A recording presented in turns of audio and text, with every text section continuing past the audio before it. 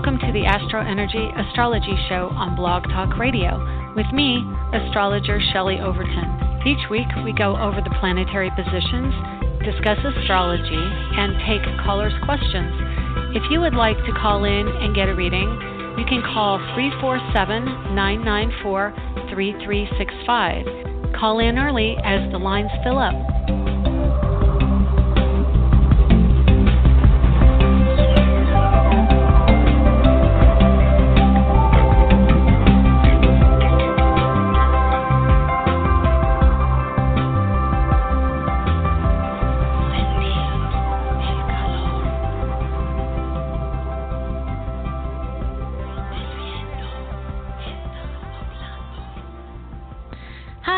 Welcome to the AstroEnergy Astrology Show here on Blog Talk Radio.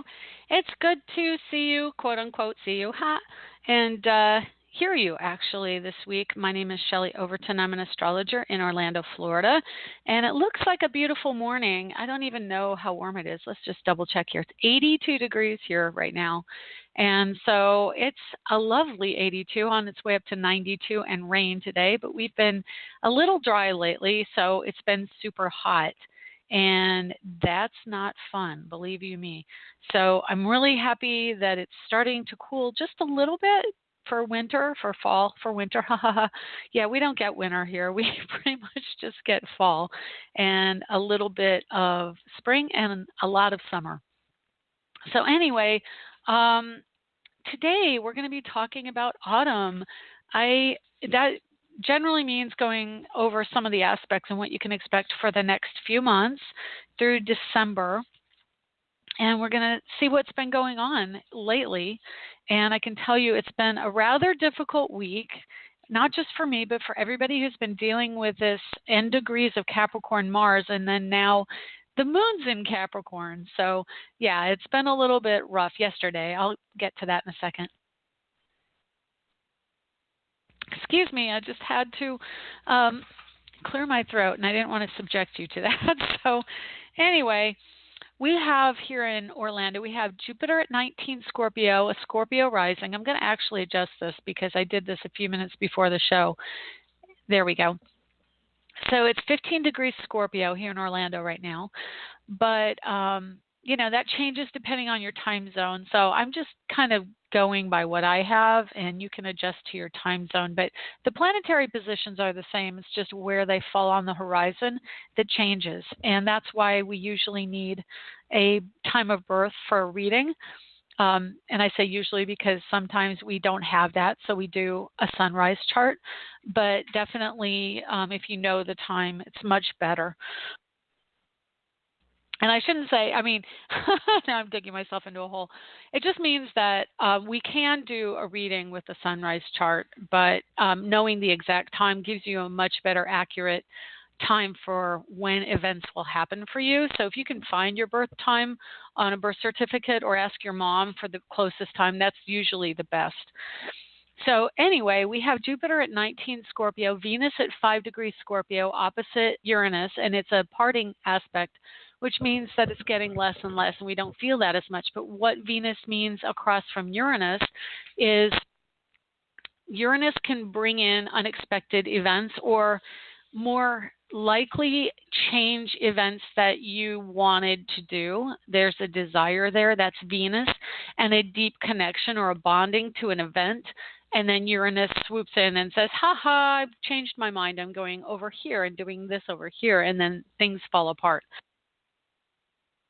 That actually happened to me this week. I was going to get taken out for my birthday by a friend, and I was looking forward to it, but her husband had some issues, and they came up at work. They were technical. He had to work on some computer stuff, and they had to put it off. So that's kind of an example of that energy. Then Jupiter at 19 is in trine to Neptune. It's 5 degrees past Neptune, trine exact. So that's also a parting aspect. It means that if you look at how the planets come to an aspect and then leave an aspect, it affects us as if something is coming into our lives and then exiting out of our lives. And so, and then of course the exact means that it's here. So if you see the symbology of the movement of the planets, that helps you to understand a little bit more about what's going on. And then Jupiter is an expansive energy. It increases, it magnifies what it has in as far as the sign it's in the realm. It magnifies emotions. So we have some of that. And you know, I've had some stuff in my life in the last 24 hours that has been magnified emotionally, not me, but someone close to me. And so you're feeling like the dream is necessarily and has an amazing vision of it. Fortunately, Neptune in Pisces can go with the flow a lot of the time. Neptune retrograde in Pisces is going to bring us more an awareness of practical events, practical behavior, and seeing people for who they are, not who we know they could be or who we want them to be or their higher self, but really just saying, hey, this is their actions are speaking louder than words, and I have to take that into account. Having Jupiter in trine to that, Jupiter is going to present a situation where we're going to have to see things how they are and maybe how we are, and we will transform, and it will be to our benefit to do that. So what happens after we transform is we bring the benefit to us, not just from the fact that Jupiter is the great benefic and will bring good things to us, but because of the trine. And trine means a cooperative aspect. It can also mean a change. We have a change coming. So the combination of having a trine, which can be friction for a positive change, and Jupiter in the trine with Neptune, it is a time of emotional shift of that dream ideal or a transformation to make that happen. And maybe letting go of an old dream, which is kind of what the moon is doing for us this week as well. So moon went into Capricorn a day ago, and yesterday it was in conjunction, meaning at the same degree, to Saturn. And Saturn is the ruler of Capricorn, and it rules structure, it rules ideals, it rules pragmatism and dogma. And it can make us extremely stubborn to let go of things that we have traditionally done or habits that we've had. Yesterday was a big day of considering, are we getting those needs met? Again, having Saturn and Pluto in Capricorn and recently Mars has been really challenging us whether or not we are on the path we really want to be on. And having the moon there, it brings the moon to our life purpose. So Saturn in Capricorn, Saturn's our life purpose. It's our drive to make things happen. And what is it that our career is about? And having the moon there, moon is the ruler of the opposite sign of Cancer. So Cancer's coming around to the Capricorn side saying, hey, I'm concerned about, am I getting nurtured? Is this the correct situation for an ongoing nurturing of me, like the home vibration? So moon rules our home, rules where we are completely ourselves. And as it comes around Saturn, which is, again, the opposite energy, the structured, pragmatic side, it can say, hey, you know, are these things coming together? Is the energy of father and mother cooperative? Are we on the right path? Are we expressing where we want to be in our career and having it nurture us in the home sense or in our lives, in our sense of self?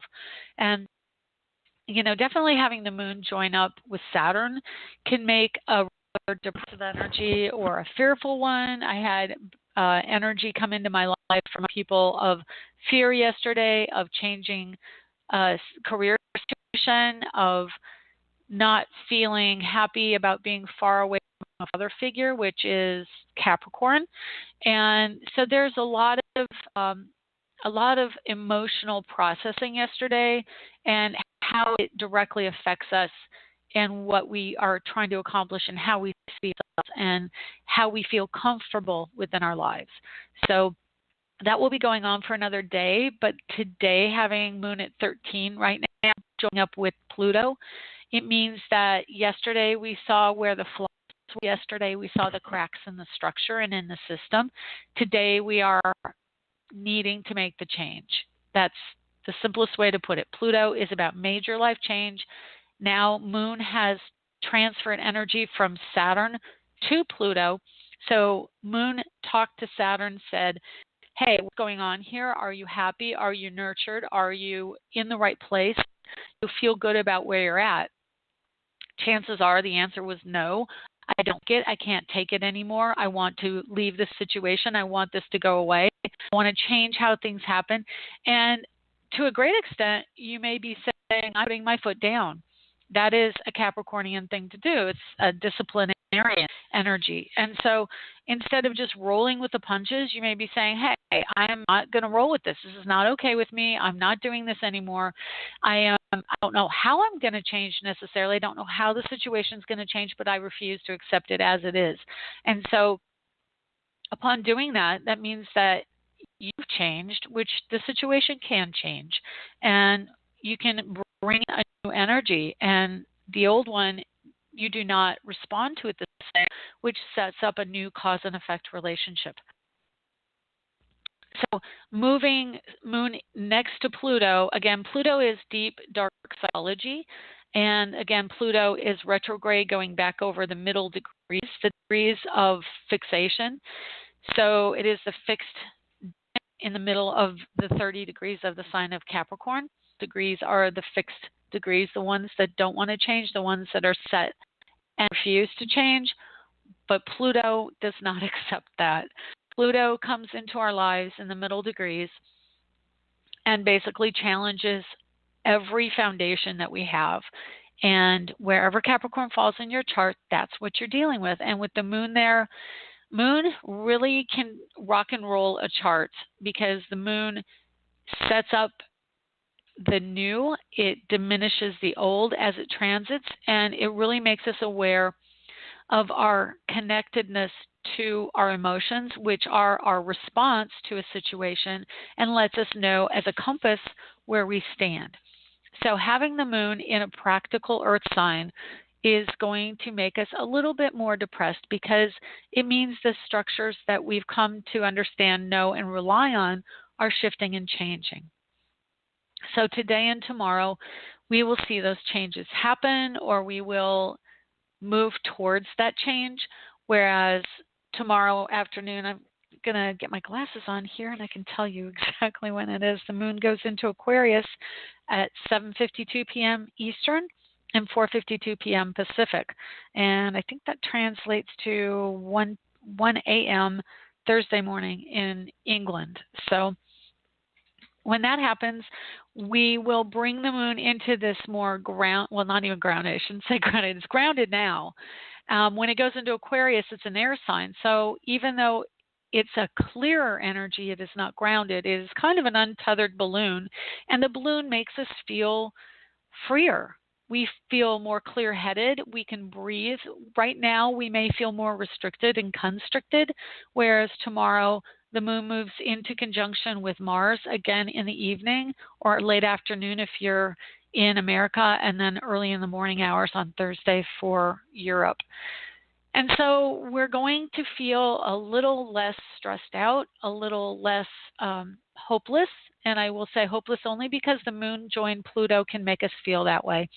And I would say definitely today and into tomorrow are a very strong time to really connect in with people who are more tenuous emotionally, because it can mean that it seems like a good idea to end it. And that's because of Pluto. Pluto is the Lord of the underworld and can bring about people who don't want to stay here anymore. It is transformation and it is endings.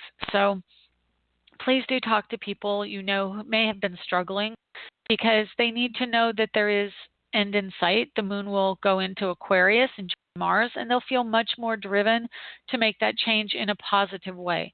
And there'll be many more options when the Moon hits Aquarius. So I want you to know that that's coming. And, if we can just make it another day, there are changes to be had right now. And then, of course, we have Mercury and the Sun joining at 23 and 25, respectively, in Virgo. And Virgo is another earth sign. It is practical also. All the earth signs are practical on some level. And Virgo is the teacher. And likes to learn as well. It's Mercury rules Virgo, and it's in the Virgo sign right now. So it's probably, I would, out of all the signs of the zodiac, the two that are probably feeling this the most, besides Capricorn, are going to be Gemini, which is in conjunct, and also Leo, which are both at 150 degrees to the Capricorn energy, and Gemini even more specifically because it squares Virgo and it in conjuncts Capricorn. So it's really having to deal with a lot of practical realities. If you're a Gemini, the practical realities are kind of banging on your door right now. And of course, Gemini being ruled by Mercury also tends to be more optimistic in certain aspects and more social and more bubbly and vibrant.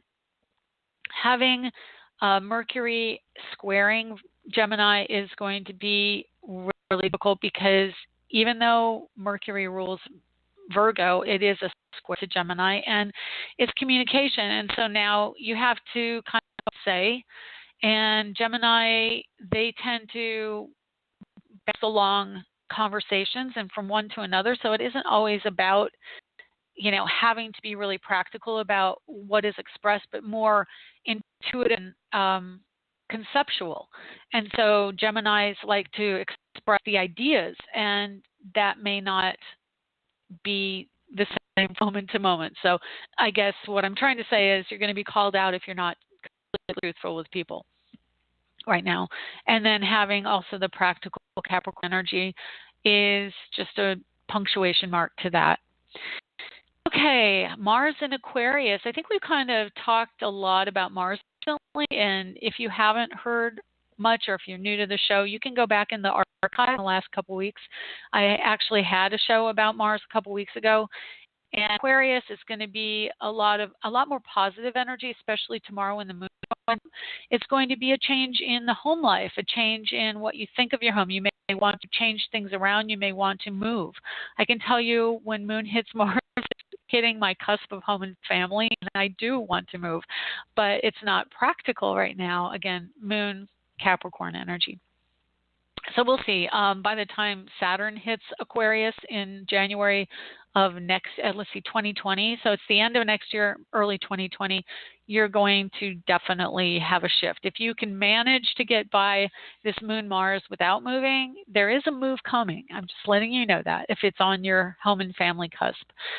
Okay, Uranus in Taurus squaring Mars right now. So this is another difficult aspect in the sky because Mars in Aquarius is answering to Uranus. Uranus rules Aquarius. And so Aquarius is retrograde. He's saying, let's go back over some things. So right now he's at 1 degree Taurus. He has been wondering what's going on, investments, about the stock market, about our money. I personally opened up a new account online, and I just chose this time because of circumstances, and I prefer to do it. Of course, that may shift and change, and I'm aware of that. But it is a time of more technology coming into our investments and our financing.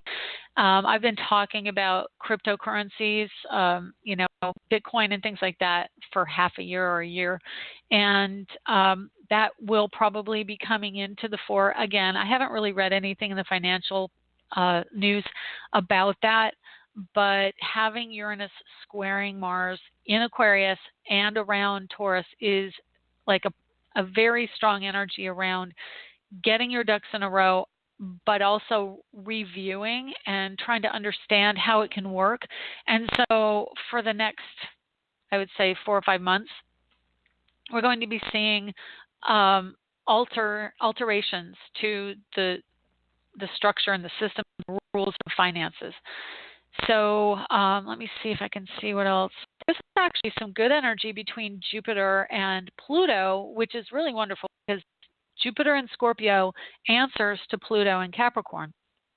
So Jupiter, again, transformation, all the trine energy with Neptune, but also now sextiling Pluto. And that means digging deep and knowing what is right for you. I had a friend decide that it might be time to sell her business, and she's been struggling recently. And I've really encouraged her a lot, and whatever she does, probably going to make her happier. we'll see what happens. I think she probably will end up doing something. It may not come to fruition completely right now, but definitely within the next year. I think any kind of transactions around major life changes are going to be kind of called for, and what's going to happen. So let's see what else we have here with the upcoming energies. So we have fall equinox arrives on the 22nd. Sun enters Libra. So we've got an inconjunct between Mercury and Uranus. And I don't know about you, but there was already the square between Mercury and Uranus recently when Mercury was at late degrees Leo. And I'm now very happy that Mercury moved into Virgo, although when she did, she actually went right on top of my natal Mercury and threw in some unfortunate other aspects in my chart. And so I've been struggling with my computer and my phone, but now Mars went into Aquarius. After Mars went back into Aquarius, my computer came back, and I don't know how much I told you about this, but it went away recently. My brand new computer I bought a year ago refused to work, and so I had to use my old computer for a little while, and it's back. The glitch is gone, and it happens every so often when Mars is affected or when Uranus is affected, and then I just write it out, and then it comes back. So it absolutely, my poor little computer is actually affected very strongly by Mercury and Uranus. So we can see some of that coming in on the 22nd. If you haven't got some backup systems, even if you have to move to another computer for temporary, I would do that. I actually did back up some of my stuff on the computer because I knew there's a strong potential to happen again, and we need to be prepared. Mercury moves into Libra this Saturday on the 21st, 39 p.m. Eastern. So Mercury into Libra. Mercury is an air energy. It likes being around and about the air. So Libra is an air sign, and that means that there will be lots of opportunity for ideas around love. There may be discussion about where the relationship's going, and it'll be pretty optimistic, but also it will be an energy that supports charity and social work and things like that, because Libra definitely is about social work and being of help to others. It's kind of like if you think of the energy of Virgo being the first house, the next house is the culmination of that, the energy of the first house, and it's the value that we see from what we are. And so when a planet moves from one sign to another, it basically goes from a first house energy to a second house energy. And I mean, I'm trying to explain it a little bit clearly, but I'm not sure if I'm getting through with that. Anyway, when Mercury is in Virgo, if you consider that to be a sense of ego and self, because of course the sun is also there right now, when Mercury goes over the sun, which is in 2 days, it will highlight the energy of whatever the ego is around Virgo, which is teachers and service. And then it goes into Libra and it manifests more of that energy. It wants to put it into practical terms. And so that's when we see a little bit more energy around service and teaching and cooperation, which is a Libra vibration. So I'm just going to kind of skip over here a little bit. We have a full moon in Aries at 2 degrees on the 24th. So that's going to be another energy of assertiveness. At that point, the moon will be answering to Mars, which is answering to Aquarius and Uranus. And so we're going to see a little bit more tangible things around sales, around promotion, and around retail. So I wouldn't be surprised if we start even seeing our first online ads towards Christmas at that time, because we're going to be ramping up pretty quickly. Let's see what else we have here. So we're going to have some cooperation. Okay, October is the month of Libra, so it is all about cooperation. It's about service and cooperation and connecting to others of like mind. So that's kind of the overriding energy of Libra as a rule until it gets into Scorpio energy. We will see Venus retrograde the 5th of October, and Venus will be in, actually I wanted to say she was going to be in Libra, but I'm going to double check that here. Hang on one second. I'll see where she's at. She retrogrades at 10 degrees Scorpio. And so she goes all the way back to 25 degrees of Libra, and she's at 25 Libra. I think I mentioned this last week, on the 4th of September. And so from September 4th all the way until the 4th of October, that's one whole month of shadow period. So reevaluating our desires and relationships with others, relationships with women. And once she gets into Scorpio, which she may already be there, let me see, 10th, September 10th, she went into Scorpio. So now she's kind of going, well, wait a minute. Oh, I'm sitting here looking at it on screen. She's at 5 degrees Scorpio right now. Anyway, yeah, she's very emotive. She's very passionate, and she wants to merge with another. That's the energy of Scorpio. And Venus is desire and love and beauty.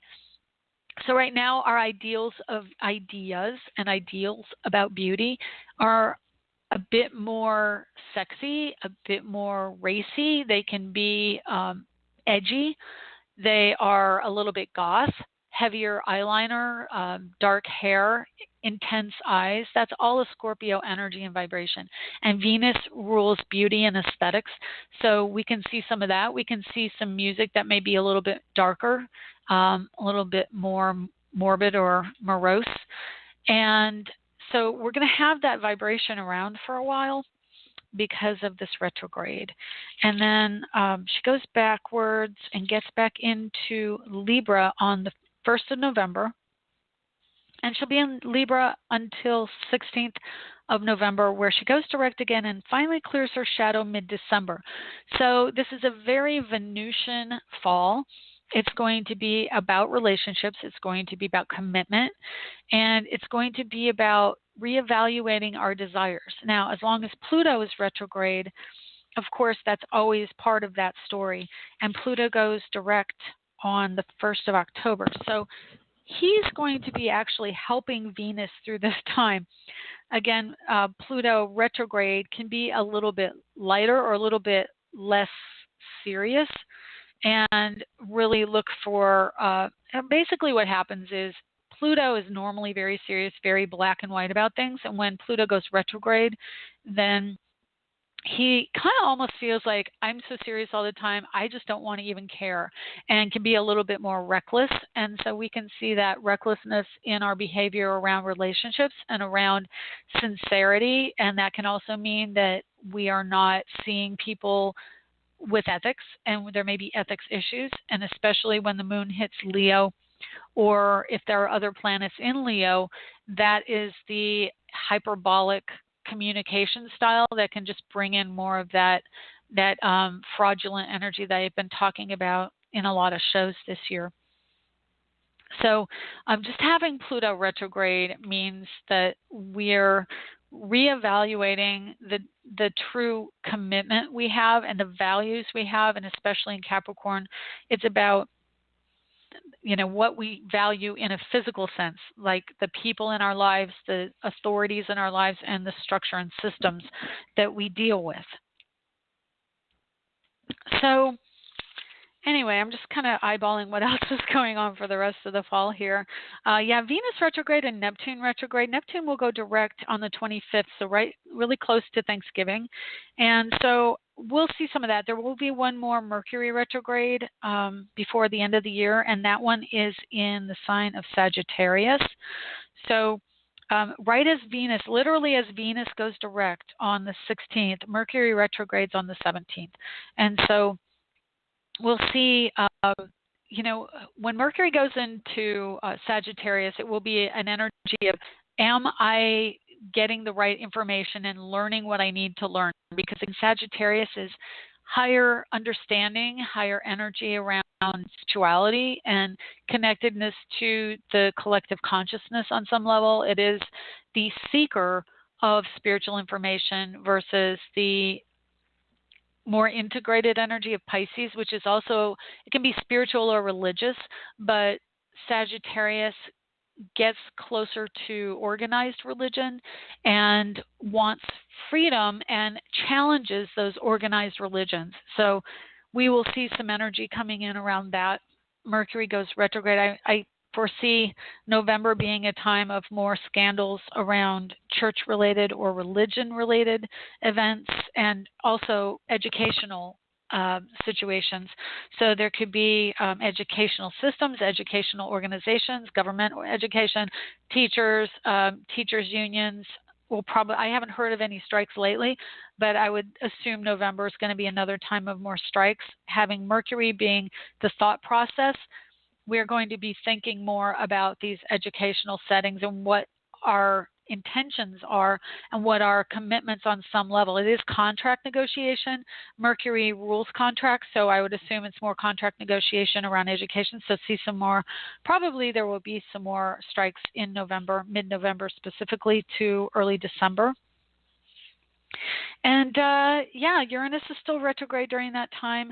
And I'm just going to really quick look over here and see if there are any other major aspects that we have. Definitely Wednesday, October 10th, that's a computer day, or probably the whole week as Mercury moves into that opposition with Uranus. And then let's see, we've got Mercury conjunct Venus, so passion, talking, thinking on the 15th of October. We have a square between Mercury and Mars on the 19th of October, so it's a time to follow your intuition, but men are probably going to be a little more aggressive and not as cooperative at that time. Love is a good time for love on the 24th of October as the full moon is in Taurus, which rules couples. We have a sextile between Venus and Saturn on that day, and let me see. Oh, and the moon not only is full, but enters Taurus that day, which is good. The moon is conjunct Uranus, which is unexpected situations that can bring money or romance. That's a good day. And let's see. Oh, and the sun joins up with Venus and Scorpio on the 26th. So, boy, late October, really good time for love. And then Sun and Scorpio sextile Saturn and Capricorn. If I were getting married, that's the weekend I would get married. And then also joint ventures are good for financial gain on the 27th of October. So let's just real quick, because I've got a whole week here. This is really great. I've got Scorpio on the 29th of October. Mercury in Scorpio joins Jupiter in Scorpio. Chance for travel. Again, romance, love. Thoughts are cooperative and playful and adventurous, but deep and committed and merged. We have Mercury entering Sagittarius on the 30th. Again, travel, thinking about moving, thinking about people of other cultures, education. If you're looking for a good time to take a test or start a new class, that's a good time. And then there's a meeting of the minds on Friday, November 9th with a trine between Mars and Venus in Libra, which is good. That means cooperation between men and women, and we're actually working towards positive things. Mars enters Pisces on November 15th, and there is a moon in Aquarius trine Venus in Libra. So it may be an intuitive, dreamy, sleepy, artsy time, and it could also be another really good time for love. So I'm going to just say real quick before I take a break, call in if you want. The number is 347-994-3365, and press 1 if you want a reading, and we'll get to your calls on the other side of the break here real quick. And I'll see you in a couple of minutes.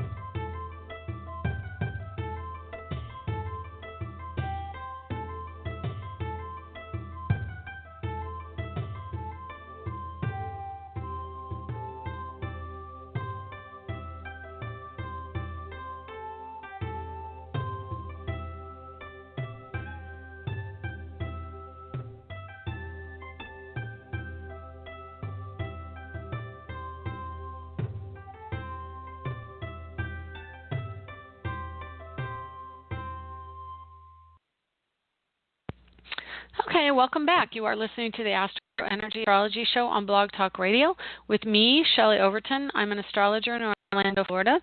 And if you'd like a private reading with me, you can get me at angeliczodiac.com or astrologerangel.com.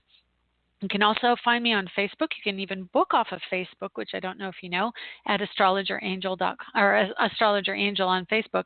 And you get me on Twitter. I have videos that I post from the show on YouTube. If you type in Artful Shelley, you can find it there. And just all the social media. I'm on Instagram. And if you would like to see some of my artwork, I'm at shelleyoverton.com. So yeah, I'm working on a painting today later on. It's a jellyfish painting. I'm very excited about doing it. So anyway, let's take a call. 561, how are you?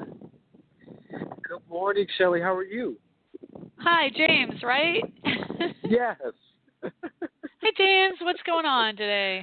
Oh, man, I've been trying to talk to you. I'm so sorry. That's good. I have been having a difficult time. I've been having a really hard time. I just got over sickness, illness, cold, and a root canal. Oh, no. Just a number of things so many happening. Root canals. Oh, it's like, and there's just so many things in the external world happening. It just feels really challenging. Everything just feels challenging, and I end up being drained. So I just don't know right now. I just kind of need a break. Yeah, I completely get it. I mean, I could just ask you, I don't know if there's any way to shield the mic on your phone. It sounds like it's rustling around and a little bit muffled. So I just want to let you know that. We can look at your chart. I'm sorry. No, I know. You sound like you're outside. I was going to say, oh, he's outside walking around. I get it. So I'm going to just, right now you actually caught me on a good day. I don't have any other callers, so I'm going to give you a nice reading unless someone else wants to have a reading later. So I'm just going to tell people, too, if you don't mind, I'll give your birth information because people can put it in when they listen to the show and then kind of follow along. Is that okay? Oh, yes. Okay, great. It's March 30th, 1985 at 10:30 a.m. in Miami, Florida. So you've got a Gemini rising, and currently all the Capricorn for you is falling in your house of marriage and partnership. And, well, I shouldn't say all. Pluto did just go into the commitment house, which is your house. And so retrograde, meaning Pluto is literally right on that cusp. So it's just giving you a taste of how it's going to be affecting you in commitments. And I hate to say it's probably also going to affect you with some kind of legal energy or legalities. And as far as teeth are concerned, it's really interesting because I'm not kidding you. I've heard of at least 3, if not 4 different people in my environment getting root canals in the last month. So it's kind of a big thing right now with Capricorn energy. So you've got Saturn on your Neptune in the house of marriage and partnership. So that means that you are having to really decide what the structure of that situation looks like. Now, I don't know if you're married or think of marriage or what. Are you married? Heck no, James? but I feel like I am. You feel like you are. So you're in a committed relationship then? 7 years, and it's been tough. It's been a lot of hard work. Oh, my goodness. Yeah, because, okay, so thank you for letting me know that because I didn't know that. So 7 years is a Saturn cycle, which means you met this person when Saturn was in your house of home and family. And so it seemed like, okay, they're really comfortable. Like, this is a person that I could see myself with. It's, Virgo is the ruler of your house of home and family. And when that happens, when Saturn's in Virgo, it's a little bit more practical, but it's also a very loving energy. And maybe there were children involved and it felt like, okay, I've got a family here and you're very committed to that. Like, that was a natural no-brainer kind of in a way. And then she has a child. Yeah, and so now Saturn's at your Neptune in your house of marriage, and okay, I'm just going to speculate here. Like, you said that you're not in a marriage, but you're in a committed relationship, and it feels like a marriage. There's either a pressure from your partner or from internal where you're like, okay, where is this going? Is this really my dream? Is this really what I want? Because at this stage of the game, you're sitting there going, I I've got to look to the rest of my life. Is this something that I'm going to be happy with if I stay here? And Saturn's really challenging that. I mean, I'm not saying that you haven't been feeling that probably since 2008. I mean, that's when Pluto hit your Neptune. That's really probably also when you met her, because that was the same timeline. Let me see. I take it back. This is 2018, so you said 7 years, so 2011. So I'm trying to figure out where Pluto was. Pluto was in your house of marriage and partnership at that time, and probably was pretty close to your natal Neptune. But your natal, yeah, it actually was on there, because 2007, so 4 years before Pluto went into Capricorn, and just after that, a couple years later, right around 2010, 2011 is when Pluto hit your Neptune. So it was a time of major life change around a dream in your partnership situation. So what's happening now is Saturn is hitting your Neptune, but is also triggering the point that you met your partner at. And it's also conjunct Vesta, which, if you listen to the show for any length of time, Vesta is kind of a shrewish woman, someone who's difficult. Yes. And yes. take you to task for everything. Yeah.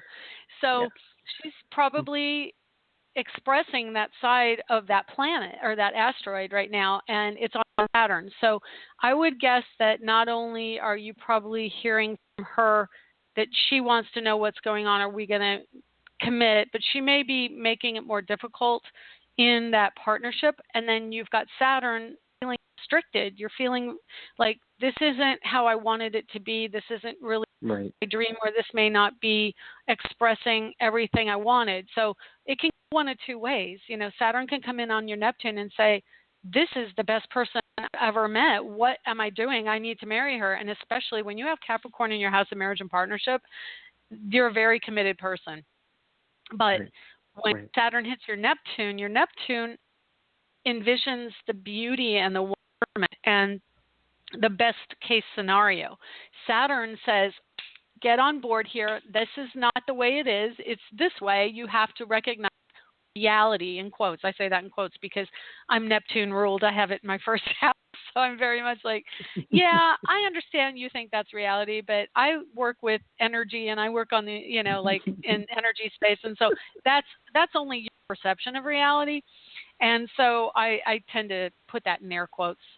But anyway, she's trying to make you be really practical, and you're sitting there going, but is this really where my happiness is? And that's your place right now to decide. I can tell you it is hyper time of deciding. I mean, like I said at the beginning of the show, it's like you're ready to go. A lot of people are ready for the suffering to end. And I can tell you, and I'm not giving you advice to break up your relationship at all. I'm telling you that this is the energy that we're experiencing right now astrologically.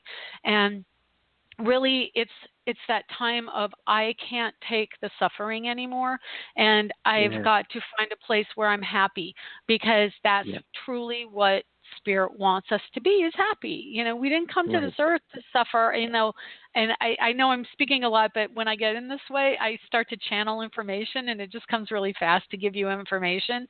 So that's what I'm doing. Is it's like, okay, this is what's going on, and because it's where I focused in your chart. It's just I'm looking at your chart, going, well, what's going on with him? That's the place my eye went to. So so it's a really strong time of feeling I can't do this anymore.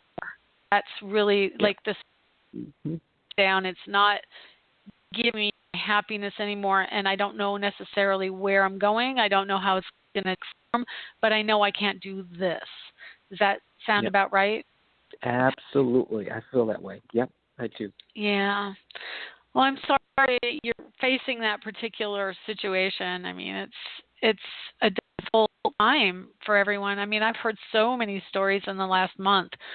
I mean, seriously, relationships and careers and business ventures and just everything. It just very practical, tangible things where people are just not happy with how things are anymore. And yeah. So nailed it. What is it that you would like to do? Do you know? Um, and even with this job, it's weird because I feel like my relationship is a reflection of my career. Like it's like the one and the same. I work for government Yeah, of right course. now, Yeah, and Capricorn. it's Yep. just, oh my God, it's worse. Oh. It's so bad. Oh It's no. so So you're getting stupid. it in the government job too, aren't you? Right, right. So when I come here, I don't get a break. And when I go home, and we don't live together, and she's disabled Oh. on top of that. Oh. Oh So it's a no. lot of caretaking. So it's like, Yes. there's no You're place for me to broken. rest here. Yeah, it's Yeah, like, yeah, you're at God. break point. I can totally Yeah, see that. yeah. Well, the thing, and this is the thing about Capricorn, they are the most reliable, responsible sign. And you're not a Capricorn now, you're an Aries. But that all squares your Aries because you got Sun, Virgo, and Mercury, Venus, and Sun in Aries squaring all this Capricorn. And let's see, it's almost an exact square for your Sun to your Neptune. And so your Sun, by nature, wants to be concerned with its own thing because that's what Aries is the first house of the zodiac. It expresses identity. And so Aries tends to be rather self-absorbed. Not that you are, because you definitely are. I mean, you've got Scorpio and you've got Capricorn. And this is what I want to say. This is my little fine print at the bottom of the page is that just because I say that is an inclination of a sign doesn't mean that everybody who has Sun Aries is selfish, self-centered, whatever. Because we Right. have all these other planets and light in our chart in different positions, it tempers it. And, you can meet people who are Aries who are completely self-absorbed and all about their own needs and self-promotion and everything. But you also meet Aries who are really great salespeople or really great helpers and firemen and things like this. So, it's just a gradient across the whole, like all of astrology is gradients. But there are inclinations, being the sign of the first house, that you want to be about yourself. It's kind of your baseline. It's your natural inclination is to take care of yourself within a situation. And being that your Sun is in the Capricorn house, which is the house of career and work, or career and authority, your nature is to be about whatever your drive puts you on a course to do, you try to fulfill that. And it's about your single-minded focus on your vision. But the other thing is your Neptune, your ideals are very committed to someone, and that would be your nature. But what Capricorn is doing with Pluto and Saturn there right now is showing you how that way of looking at your life of caretaking and that selflessness towards being responsible beyond reason, you're seeing the results of that. That's the cause and effect relationship. And that's what Saturn and Capricorn is doing for us right now, is saying, yes, I understand that Capricorn's nature is to be responsible, but when Capricorn gets on a roll, they're responsible for more than their fair share. And your Neptune sees you as responsible for the whole of your marriage partnership situation, which is what you're finding yourself in. So, Right. that's kind of the overriding energy and vibration that is associated with that situation.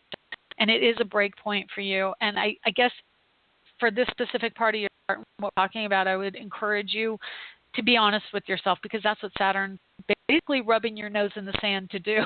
It's like, be honest with yourself. And you're having to just say, this, I have nothing left to give, is basically what it comes down to. Right. And I can say Right. that because I'm at the same point. I'm like, mentally, I'm just going to give you, and I'll talk and talk and talk, and I want to hear what you have to say too. But I just want to give you this. My Capricorn is in the house of communications and thought. And so Capricorn gives you the energy of worry.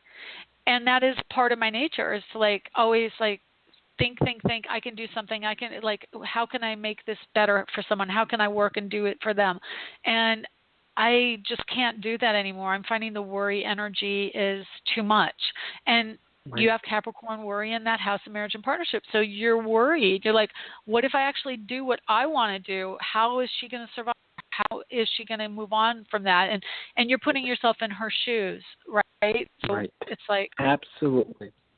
yeah, it's an unfortunate trap of the earth signs is they're very capable of not only putting themselves in other people's shoes, but basically taking over their shoes and kicking the other person out. Like, oh, I've got this for you. Don't worry about it. Like, this is, it's all I've got. And yeah, you've got Mars and Taurus. So you also have that. But Uranus and Taurus right now it just went in. It gave you a taste of that shifting around the couple energy. And really, because Uranus rules Aquarius and humanitarianism in the house of humanitarianism, which is the Aquarius house, you're finding that even more of a thing on your mind. Like, I've got to be there for other people. I've got to do for other people. When Uranus goes back into Aries this year, I'll just real quick look that up. It's the final pass before, like, it's the last time in like around 75 to 80 years that it's going to be at that degree in the chart, and you won't feel it again in your lifetime unless you live to be over 100. So it's a last time for you, and what it's going to do is wrap up the story around the masculine energy lessons you've been getting with Uranus there. So I'm not saying that you haven't had your moments of selfishness around your career, but it is like a major shift time for the old story around career, around partnership, around relationships, and the collective. And what you're doing, what the planets are doing, and what they're doing for everyone is aligning you to your true life purpose. And it's the next 5 years. We are all ending our attachment to the ego drive within our lives, and we are starting to understand our role in the collective and what we truly came to Earth to do. And that's why the things that you've done all along are not working for you anymore, and you're drained because you keep trying to do them. And you just can't do them and expect the same result. It's just taking everything out of your life energy. So, yeah. Wow. That was powerful. Yeah. Do you have anything to comment? Wow. Like any insights on like that? when you just said that part just that took me out. You know, yeah. It's not. It's all of it is not working. It's not working. It's because it's not for me to do anymore. But it's like, how do you? And I guess the next 5 years is really figuring out how to make that transition. How to let this go. Well, I'll tell you, I'll give you some advice on that. And, kind of what you said about that's what hit you. We get very much in our first person point of view. And something I'm doing myself is trying to understand how it's a dynamic. It's not just one person. It's always a dynamic. And we like to be the martyr. We're always, I've done all this and I'm the only one and nobody can understand what I've been through and it's so difficult. And, the truth is that you played a role in her life for something. And there's also a lesson from her perspective about what she has to embrace and shift. And, you're seeing it as you're the only one who is changing and having to cope with situations the way they are. She is also. And so to sit there and say that, it's all on you. And I know our society likes to point fingers and blame people, but it isn't just one person. It is a dynamic. We came to Earth to meet people, to engage in a story. It really is on some level a play. And we're engaging in a story and we've chosen to play that role for another person or for many people. And this is the kind of philosophical stuff I think about all the time. And it's really true, though. It's not just us. It's them, too. And they're playing a role in your life to show you something about yourself. You feel like you're the one that's going to break a heart, maybe. And, she agreed to be that person to show you a side. And you're doing the same for her.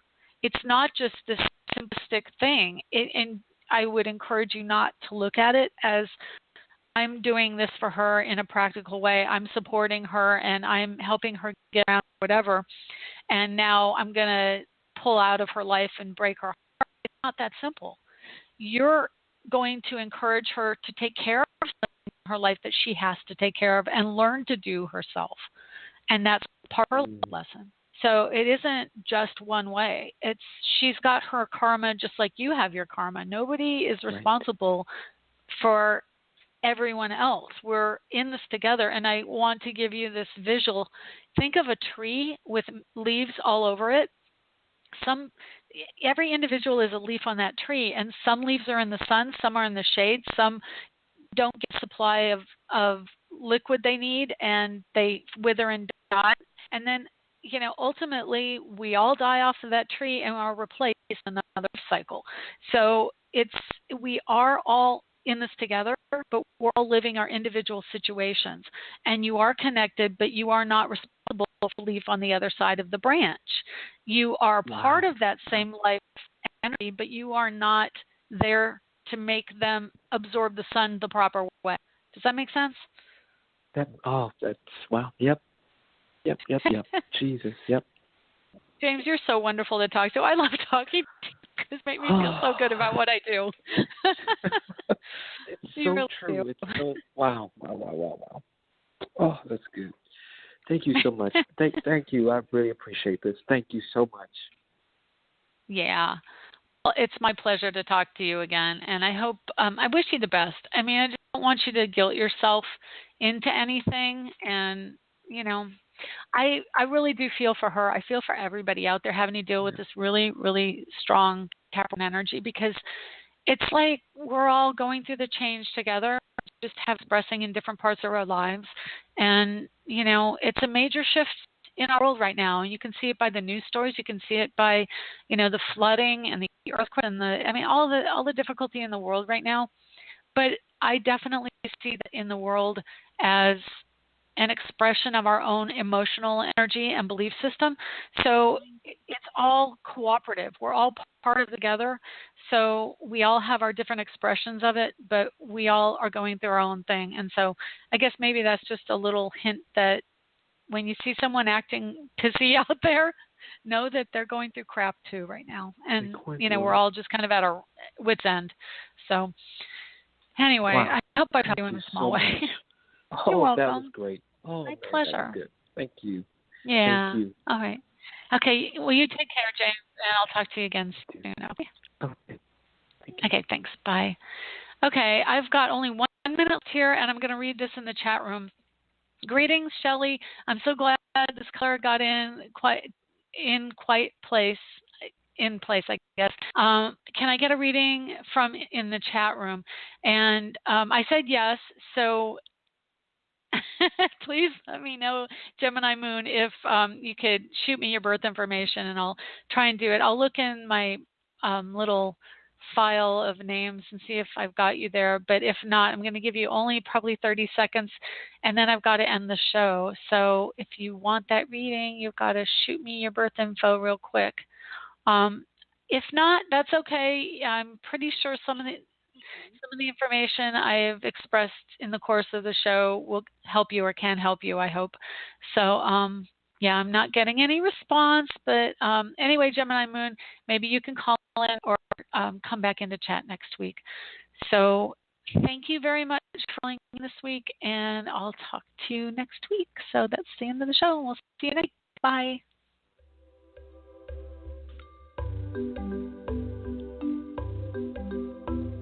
Thanks for stopping by AstroEnergy this week. If you would like to get a hold of Shelley Overton, you can get her at astrologerangel.com, on Facebook at AstroEnergy or Astrologer Angel. The music was provided by Kevin MacLeod at incompetech.com, with additional music by Ironwood Rain. Check them out on the net at Ironwood Rain.